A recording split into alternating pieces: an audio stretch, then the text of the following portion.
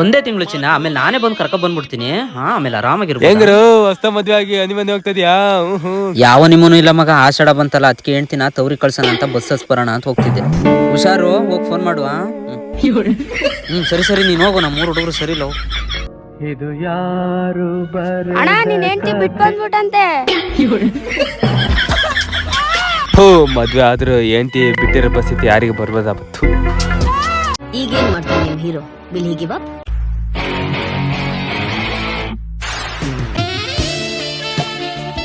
ನಾನು ಏನು ಕಮ್ಮಿ ಮಾಡಿದ್ದೆ ಅಂತ ಬಿಳಿ ಜಿರ್ಲೆನ ಮದುವೆ ಆದೆ? ನನಗೆ ಯಾಕೆ ಕಾಲ್ ಮಾಡ್ತಿದ್ಯಾ? ಇಡೋ ಫೋನು.